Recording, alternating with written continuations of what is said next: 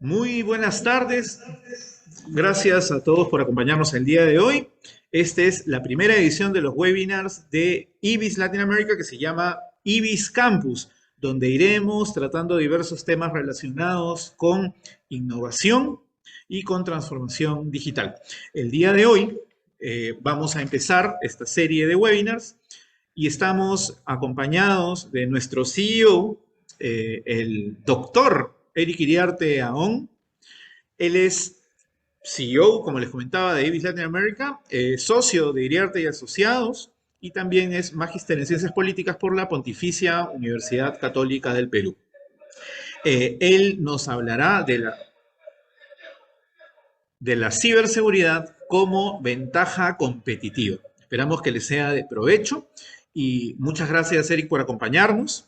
Y le cedo la palabra entonces a Eric Iriarte para que pueda empezar, ¿no?, con un breve preámbulo mientras esperamos a que las personas, todos los inscritos, se conecten. Muchas gracias nuevamente por acompañarnos. Gracias, Carlos, por la presentación.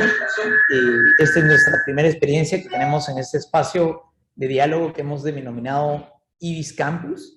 Es un espacio fundamental para conversar los diversos actores del ecosistema digital en torno a diversas temáticas relacionadas con la transformación digital, con el ecosistema digital peruano, pero también en la capacidad del uso de tecnologías para la competitividad de las diversas organizaciones, fundamentalmente del sector privado. Parte de nuestros diálogos que vamos a tener de manera constante y que estamos empezando el día de hoy, vamos a contar con diversos especialistas nacionales y extranjeros que nos puedan aportar desde su visión para tener un contenido de manera actualizado, constante y además que les sea de relevancia para ustedes. No es, digámosle, raro que comencemos con el tema de ciberseguridad, porque si algo hemos tenido en los últimos año y medio, que fundamentalmente se encuentra la pandemia, es la capacidad que se han tenido que enfrentar las diversas organizaciones públicas y privadas, de gran tamaño, medianas y pequeñas, frente a los retos del uso de la tecnología. Y la obligación de tener que utilizar tecnología en el día a día nos ha obligado y nos ha forzado, sin duda alguna, a tener uso de tecnología de manera permanente, y esto a su vez no nos preocupaba tanto los temas de ciberseguridad, porque lo que necesitábamos era resolver el primer problema, que era la continuidad de nuestro negocio. Pero cuando en dicha continuidad comenzaron a aparecer los problemas de ciberseguridad, de robo de información, de ransomwares, de ataques a nuestra data, o por ejemplo el acceso a nuestros sistemas informáticos de manera remota, porque tuvimos que irnos a modo remoto, pues comenzamos a preguntarnos estos otros temas que ahora resultan siendo relevantes a nivel global. Con lo cual tenemos una pequeña presentación y tras la presentación tendremos un espacio para preguntas. Así que empezamos.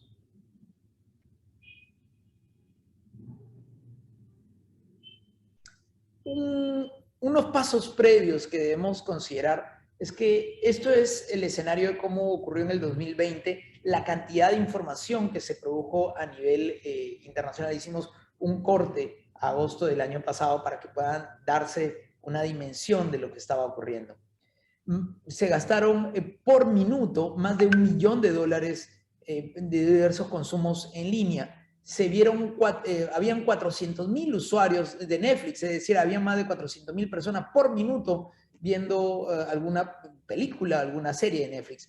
283.000 sesiones de Zoom estaban iniciadas cada minuto. 147.000 usuarios de Facebook levantaban fotos instantáneamente. 41 millones de mensajes se mandaron a través de WhatsApp. Amazon estaba enviando 6.000 paquetes alrededor del mundo. Spotify añadía 28 nuevas canciones por minuto a cada una de las plataformas. Finalmente, ustedes pueden ver los datos, teníamos más de 2.700 TikToks que se estaban transmitiendo en similar. Y ya no contemos lo que dicen en YouTube, que son 500 horas de video por minuto. Es decir, la cantidad de contenidos que se estaban transmitiendo realmente en línea eran muchísimo. ¿Cómo hacían estas compañías para enfrentar todo este reto?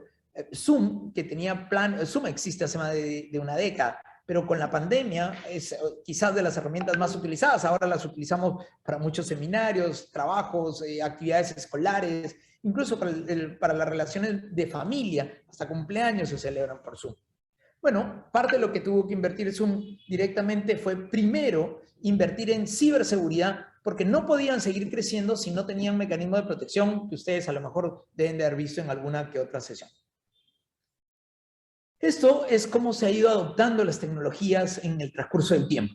Mientras que muchas tecnologías han podido ir creciendo en procesos más lentos, cuando uno ve directamente, por ejemplo, los temas de inteligencia artificial o lo de Big Data o la utilización de nubes, ven que los procesos en muy corto plazo han ido creciendo de manera exponencial. Uno de los problemas de utilizar tecnología de manera tan rápida es que precisamente nos enfrentamos a situaciones por las cuales no tenemos necesariamente el control. Parte de lo que tienen que hacer muchas de estas organizaciones es precisamente tener mecanismos de ciberseguridad por los cuales van a tener que ir creciendo lo más pronto posible para evitar que tengan una afectación a la continuidad de negocio de sus organizaciones. Parte de lo que vamos a ver es cómo el ecosistema se ha ido transformando con la utilización de tecnología. Por un lado tenemos el concepto de transformación digital o digital transformation, y por el otro lado tenemos cómo la tecnología transforma las organizaciones en sí misma sin necesidad de que éstas hayan hecho un cambio del core de sus negocios. Si a un hospital yo le agrego tecnología, no es que va a ser otra cosa diferente que brindar servicio de salud, pero ahora con una potenciación de sus capacidades porque tienen más tecnología. Pero otros negocios, con la tecnología, lo que han hecho es transformarse de manera tal que ahora tienen mayores prestaciones o prestaciones distintas. Muchos restaurantes que se transformaron más bien en empresas de delivery, o muchas organizaciones que tenían una visión de lo que tenían que hacer con los servicios presenciales, los terminaron transformando, retransformándose en una nueva organización gracias a la tecnología y a la necesidad. Si uno a esto además le incorpora la idea de las brechas de ciberseguridad, por ejemplo, parte de lo que se ha encontrado en los informes internacionales, hace unos días salía que el Perú está en el puesto 86 a nivel internacional en tema de ciberseguridad y puesto 12 para América Latina, tiene que ver con que cada vez más hay ataque a los diversos dispositivos que hemos utilizado para enfrentar la pandemia, en lo que se llama el Internet de las Cosas. ¿Y por qué se han incrementado los ataques? Porque tenemos más dispositivos conectados, más personas conectadas y más equipos conectados. Cuando uno habla de ciberseguridad, lo que estamos primero tratando de entender es que, de acuerdo a los reportes de Naciones Unidas, cada 39 segundos se sufre un ataque informático en el mundo. Pero estamos hablando de los grandes ataques. Una institución bancaria recibe más de 10,000 ataques por día. Durante los Panamericanos que tuvimos aquí en el Perú, se recibieron casi 4.5 millones de incidentes informáticos, de los cuales 1.5 millones eran ataques directos, en menos de 40, 45 días que duraron estas actividades. Pero tenemos que repensar nuestro entorno. Y cuando repensamos nuestro entorno, lo primero que tenemos que entender, por ejemplo, es este mural que pueden encontrar cuando van a la Huaca del Sol en Moche, que es la idea de que las cosas también transmiten información y también son parte de este ecosistema donde estamos. Utilizamos domótica, utilizamos robótica, utilizamos equipos conectados, nuestra refrigeradora tiene conexión directamente con el supermercado para mandarnos productos. A este tipo de revoluciones que se llama Internet de las Cosas, lo vemos también reflejado, por ejemplo, en el ámbito agrícola. En el ámbito agrícola, la utilización de drones, de equipos de riego controlados, de controles de calidad de los vegetales, cómo compartimos la información en la nube, si hacemos analítica de datos, investigación o investigación aplicada. Todo este tipo de utilizaciones también se reflejan en una serie de problemáticas, en algo que uno diría, oye, ¿cómo el tema de ciberseguridad puede ser tan importante para el tema agrícola? El nivel de capacitación de utilización agrícola y de la intensiva utilización de tecnología, o por ejemplo en la minería, o en la utilización de productos alimenticios, cada vez más depende del uso de tecnología que estos productos y estos servicios y estas empresas necesitan. Este es un artículo del diario Clarín que hablaba de cómo un robot mató a una persona en una planta de Volkswagen en Alemania. En realidad no es que la haya matado el robot, sino que la persona no tomó las consideraciones de seguridad de la utilización de equipos automáticos o lo que se llaman robots industriales. ¿Cuántos de estos robots industriales ya los tenemos aplicándose desde los textiles hasta los temas de control alimenticio? Algunas realidades que deben entender para el contexto peruano. En el contexto del Perú ya tenemos ciertos avances en políticas de Estado de 1990, ya, igual que en temas regulatorios. Hay una agencia de gobierno digital, ahora de gobierno digital dependiendo de la PCM, desde el año 2003. Han habido diversos esfuerzos por tener agendas digitales, incluyendo la política número 35 del Acuerdo Nacional, que tiene 4 años. Se ha intentado colocar temas de tecnología en competitividad, en modernización del Estado, pero no hay una visibilidad real. Pero muchos de estos documentos, cuando uno los mira, no contemplan los temas de ciberseguridad, porque aunque es un tema permanente, siempre se ha visto relegado a la información de un segundo orden, si se quiere. ¿Qué es lo que tenemos de referencia? Lo primero que tenemos que entender es que en el Perú ya existe una política de Estado, que es la política número 35, referenciado a los temas de un Perú digital. Parte de estas políticas de Estado no están pensados en la tecnología per se, sino en la utilización de la tecnología para que las personas puedan tener mejores ventajas competitivas, mayores oportunidades, un desarrollo social, un desarrollo humano y finalmente un desarrollo económico. Parte de las características de las obligaciones que tenía el Estado, entre otras, tiene que una institución multiestamentaria, ejercer el pleno ejercicio de libertades y derechos, incluyendo la protección de nuestra información a través de ciberseguridad, promover a través de educación, inclusión y alfabetización digital para cerrar las brechas. ¿Cuántos de los temas de ciberseguridad en realidad es porque no se había capacitado a las personas en qué tienen que hacer o cómo resguardar su información? Muchos de los temas de phishing están relacionados directamente con creer de que nos está mandando el banco una información o entrar a una página y no saber cuáles son los criterios mínimos para el tema de ciberseguridad. Pero a su vez, por ejemplo, si somos unos pequeños empresarios que estamos recibiendo una orden, llega un correo y dice, acá te mando la orden de servicio, y en realidad es un virus de alguien que no nos ha solicitado. Entonces se aprovechan mucho del momento de precisamente estas necesidades y ese entorno digital.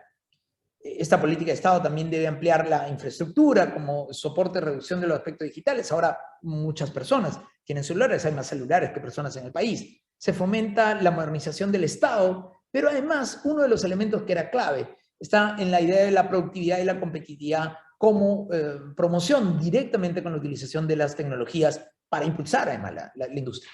Y parte de lo que se debe hacer es diseñar estrategias basadas en los temas de ciberseguridad y la seguridad de la información. Pero, ¿qué información es la que protegemos? Si bien los estándares ISO, ahora el ISO 27001, antes el ISO 27729, la norma técnica peruana también sobre el particular, ya estaban fijados sobre qué es información, uno debe entender que es aquello que le da valor a la organización. A veces es el directorio de clientes, a veces el directorio de proveedores, a veces es la información de los clientes o la información de los propios trabajadores. Y todos estos elementos tienen que ser considerados al momento de desarrollar una estrategia por la cual resguardar la información y por ende tener una ventaja competitiva frente a competidores que no resguardan la información de sus clientes o que no protegen la información de sus propios trabajadores. La información se basa en la producción en general de datos. Los datos los producen el gobierno, los ciudadanos, la sociedad civil, el sector privado, y se gestionan o se manipulan y los datos terminan siendo información. Pero si yo no tengo ciertas habilidades que han sido desarrolladas a través de capacitación, no puedo transformar dicha información en un conocimiento. Los datos que puede analizar una compañía para la Big Data, en realidad son solamente datos acumulados, información, pero que alguien tiene que procesar para que se pueda tomar una decisión. De igual modo, el Estado puede acumular un montón de datos, como los datos que pueden acumular para el tema del coronavirus. Sé dónde puede faltar camas, sé dónde pueden haber personas infectadas, pero si no logro hacer mapas, si no logro procesar la información, no voy a tener un conocimiento y por ende no voy a poder tomar decisiones. La información se puede presentar en diversos formatos, en papel, en formato óptico, en magnético, en digital puro. No necesariamente es solamente el papel, hay organizaciones que es fundamentalmente el papel. Pero, por ejemplo, ahora que estamos en un entorno de factura electrónica, cada vez más requerimos hacerlo todo en digital. Bueno, para la factura electrónica hay que llenar cierta información, pero si lo tenemos en un ERP o en un sistema propio, también ese sistema tiene que estar adecuadamente resguardado. Y la información se puede crear, se puede transmitir, se puede recuperar, se puede eliminar o se puede almacenar en la nube, en una computadora, se puede transferir en diversos sistemas ópticos, en discos duros externos. Pero todos estos trámites tenemos que tenerlos claros cómo se organizan. Un problema básico que durante mucho tiempo se ha entendido es que el tema de la seguridad de la información es un tema informático o es un tema del área de sistemas. En realidad es un tema transversal a la organización porque está ligado a lo que se denomina la continuidad de negocios. Si alguien no sabe cómo funciona un proceso, esto tiene una afectación directa sobre el negocio. Cuando pensemos en seguridad de la información, tenemos que tener claro tres aspectos fundamentales. El primero, tiene que haber una confidencialidad de la información.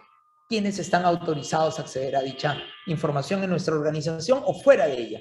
Segundo, que la información se tiene que mantener íntegra. Si yo guardo 10 datos, me debo poder recuperar 10 datos, no 9, no 11, nadie los puede eliminar y si hay una alteración tengo que poderme dar cuenta. Y lo tercero es que tiene que ver con la disponibilidad. Esto significa que los usuarios autorizados deben poder acceder a la información cuando quieran, donde quieran y en cualquier lugar. Esto nos enfrenta a los temas, por ejemplo, de los trabajos remotos. ¿Cómo vamos a tener acceso a servidores locales como una VPN o un sistema de tokens para poder acceder a la información? O tienen que ir a la oficina, ¿y esto qué implica? O se llevan los equipos a la casa. Bueno, ¿qué información se resguarda en cada uno de estos discos o en cada uno de estos soportes? Hay que tener ciertas premisas fundamentales para la competitividad. Primero, que la información es un activo de las organizaciones y como activo tiene un valor. La base de datos de algunas compañías vale más que la compañía que sus ventas per se, porque es una real información que puede ser activada y que puede ser negociable. Hay compañías que solamente las adquieren o se venden por su cartera. Esto es fundamental de resguardar. Segundo, que la información y su gestión dan una ventaja competitiva frente a otros actores del mercado.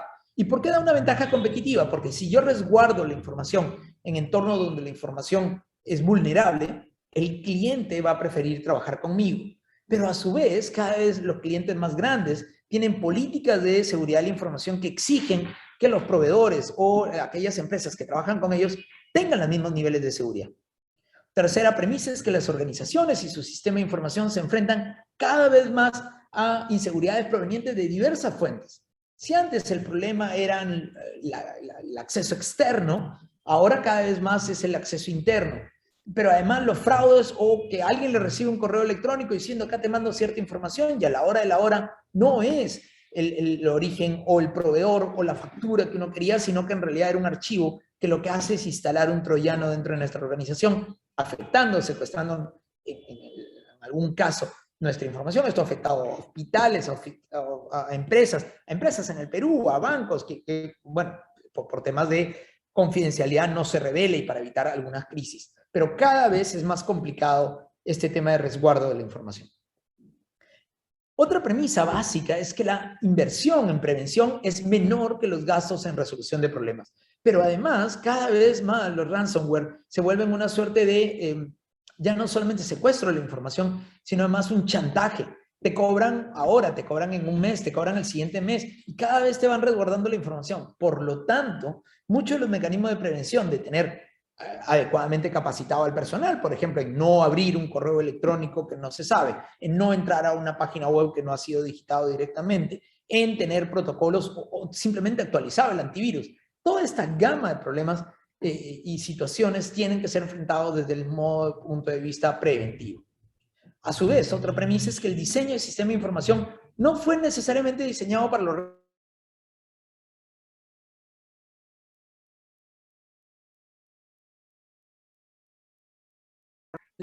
una vez difundida es muy difícil su gestión, con lo cual cuando la información que tenemos no es adecuadamente protegida, pues difícilmente vamos a poder hacer algo para tratar de resguardar la información de manera posterior.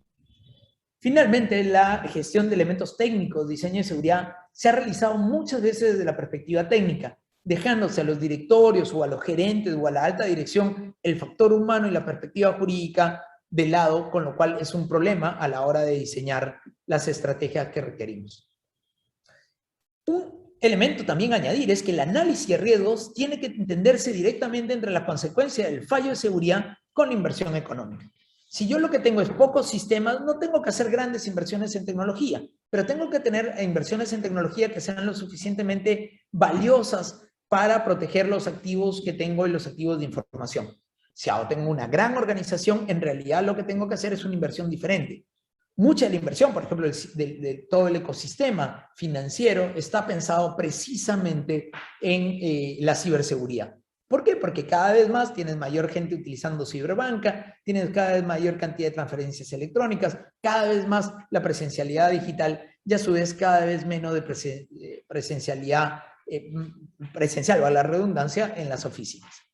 Se tiene que hacer además evaluaciones constantes. No es simplemente comprar un antivirus hoy y dejarlo desfasado o verificar la información. Le ha pasado a organizaciones que tenían una política de seguridad, cambió de tecnología, mantuvieron la misma política y finalmente decayeron y tuvieron un problema. También los cambios organizacionales, nuevos actores, personal de recambio, no todo el mundo conoce las políticas de seguridad de la organización. Tiene que haber una actualización permanente, pero siempre, en cualquier circunstancia, el norte tiene que ser la continuidad de negocio de la empresa. Y finalmente, estos diversos niveles van a depender de los resultados de las evaluaciones. Pero eso no significa que si yo estoy ahora sumamente protegido, no lo voy a estar después, o que viceversa. Tenemos que adaptarnos a los cambios tecnológicos, pero también priorizar aquellos temas que son de alto riesgo organizacional. De nuevo, la seguridad de la información tiene que estar pensado desde la continuidad del negocio y no desde las soluciones técnicas únicamente. ¿Cuánto invierto en esto? ¿Qué controles tengo? Va a depender mucho de tu organización y del tipo de información que tú debas tener. Este tipo de información que tú debas gestionar de una manera directa tiene que estar pensada en cuántos recursos tienes. Si no tienes muchos recursos, no es que piratees las cosas, porque esos a su vez también tienen otro problema de ciberseguridad, sino que tienes que utilizar sistemas que puedan proteger o aislar parte de tus sistemas de manera tal que no tengan afectaciones. O a lo mejor la capacitación en personas puede tener una mayor eficiencia en la medida de que no se malutilizan las redes y esto evitan problemas para que te secuestren, por ejemplo, la información. Una nota especial es que estos ítems tienen que ser entendidos de cada organización. No es porque la organización vecina o la organización hermana o la matriz o un competidor utilizan determinadas técnicas que uno tiene que tener las mismas técnicas o los mismos equipos o las mismas soluciones. Muchas de las soluciones pueden ser adaptadas y tienen que ser replanteadas desde las mismas organizaciones. Y lo otro es que las normas como la 27001 o la 22301, que es de continuidad de negocios, son una suerte de puntos de referencia. Lo óptimo sería que fueran lo mínimo que uno debería cumplir, pero también cada organización tiene que ir enfrentando sus propios retos. Y los directorios, y esta es una gran pregunta, los directorios tienen que entender, cada vez más se van creando a nivel internacional en las organizaciones, en la alta dirección, en los directorios, unidades especializadas en el tema de ciberseguridad. Claro, son las que ven continuidad de negocios, ciberseguridad, protección de datos personales, compliance. ¿Por qué? Porque ellos también tienen que estar enterados, sobre todo si es que hay una brecha de seguridad que afecta a los clientes o que pueda tener una afectación a la continuidad de negocio. Esto no es meramente una solución de carácter técnico. Algunas, solamente un par de filminas y con eso termina, acerca de nosotros, acerca de IBIS y por qué IBIS transforma este espacio en creación de IBIS Campus. IBIS es una compañía que tiene 20 años, trabajamos con 150 grandes compañías y un ecosistema de 60,000 proveedores en Perú, tenemos oficinas en Bolivia, en Ecuador y en Colombia, y pertenecemos a la congregación de La Salle. Nuestra misión es crear soluciones modulares para la interacción entre los grandes compradores y sus proveedores, desde las órdenes de compra hasta la tesorería, pasando por soluciones de subasta electrónica, factura electrónica, plataforma de confirming y plataformas de soluciones de pagos en diversas índoles. Siguiente. Contamos con una serie de certificaciones, incluyendo esta certificación en ciberseguridad, que es la 27001 en resguardo de seguridad de la información, que para nosotros es fundamental para mantener segura la información de nuestros clientes, que son parte del ecosistema en el cual estamos. Y eso es lo que queríamos compartir con ustedes. La idea de estos IBIS Campus es que puedan tener una aproximación corta, pequeña, pero útil para la toma de decisiones de ustedes y a su vez dar un espacio para el diálogo con nuestro ecosistema digital y permitirnos crecer a todos juntos en estos temas que ahora hemos empezado con el tema de ciberseguridad. Muchas gracias y quedo atento a sus preguntas. Muchísimas gracias, Eric. Muy clara tu exposición, muy concisa, muy directa y más bien dice justo Martina Marangunig, que ha sido muy claro también.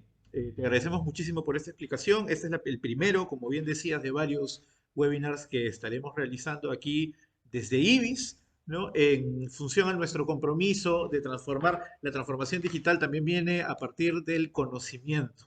Así que, sin más, si tienen los participantes tienen alguna consulta, alguna duda, pueden realizarla a través del chat para que el doctor Iriarte pueda contestarla aquí en el webinar. También recordamos, recordamos que estos webinars están siendo transmitidos, dicho sea de paso, en vivo en las redes sociales de IBIS Latinoamérica, a las que los invitamos a seguir. Estamos en Facebook, en Twitter, en LinkedIn y en Instagram. Adicionalmente, como parte de este compromiso de hacer llegar información sobre temas de transformación digital e innovación, tenemos una web de noticias que les contamos que es noticias.ibis.pe. Bueno, entonces, no sé, Eric, si quieres hacer algún comentario adicional. Sí, esta información igual estará colgada. Veo que Martina dice, ¿cómo se ve que la preparación de los colaboradores en las entidades públicas para la ciberseguridad? Sí creo que las estructuras funcionales están diseñadas para ello. Falta muchísimo, falta utilizar estos espacios del sector público que además resguardan los activos críticos nacionales, que es la información de todos y para que continúe el Estado. Pero este espacio de desarrollo de capacidades en temas de ciberseguridad, en temas de protección de datos personales, en temas de acceso a la información, en cultura digital en general, debería empezar en las escuelas, en la más tierna infancia, porque son las personas que luego van a estar conectadas. Hace 20 años, cuando empezábamos muchos de esos temas, hace 30 años con la Red Científica Peruana, mucha de la gente pensó que lo que tenía que hacerse era simplemente los que estaban ya conectados capacitarse. Y se dejó de lado la capacitación, sobre todo los menores, y estamos enfrentando que esas personas que eran menores hace 20 años son muchas de las que ahora se están enfrentando a los entornos digitales. Creo que es fundamental que se capacite directamente desde las diversas entidades públicas para tener un ecosistema sano y saludable. César pregunta, ¿cuáles son los factores clave que debe tener una pyme como una cooperativa de seguridad, en ciberseguridad? Bueno, lo primero es, de nuevo, la capacitación de las personas. Luego, segundo, calcular cuánto tienen para invertir en temas de ciberseguridad. Si además son una cooperativa, es decir, tienen aspectos financieros, hay una serie de reglas que cumplir que la SBS ya ha dado en materia de continuidad de negocio. No es muy claro esta regla de la SBS porque si a una cooperativa pequeñita, muy pequeña, un agroindustrial, pues las reglas que les va a tener que aplicar son las mismas de un gran banco. Claro, la inversión es dispar, pero cuánto es o cómo se tiene que ir adecuando. Estas decisiones estratégicas van a depender de cada organización.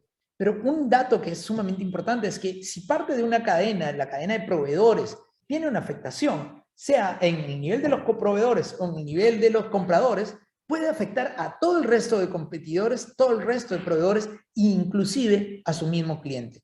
Ya diversos clientes están tomando decisiones y acciones en contra de proveedores que no cumplen criterios mínimos de ciberseguridad precisamente porque han comenzado a afectar también a sus protocolos internos o a sus actividades internas. Eduardo Córdoba nos pregunta, ¿qué norma o estándar debemos seguir en el Perú para seguridad y protección de datos personales? Primero, la ley de protección de datos personales. De hecho, el tema de protección de datos personales es uno de los temas que vamos a trabajar, vamos a tener un webinar sobre eso. Existe hace 10 años y, entre otras cosas, su directiva de seguridad incluye algo bastante similar a la ISO 27001. Pero del lado de la ciberseguridad, la ISO 27001 es ya uno de los estándares mínimos a poder continuar. Pero algo que debe ser clave es que la organización tiene que pensar primero en la continuidad del negocio. Por lo tanto, el ISO 22301 termina siendo bastante crítico. ¿Cuál es el principal consejo para la ciberseguridad en pymes? Oh, es la pregunta del millón, Martina. Creo que el principal consejo está dado en el desarrollo de capacidades y entender que los entornos digitales son igual de complejos y que requieren también una atención y una inversión adecuada para poder tener el tema de ciberseguridad protegido y proteger sus propios activos. Recordemos, el tema de ciberseguridad no puede ser entendido separado del tema de continuidad de negocios.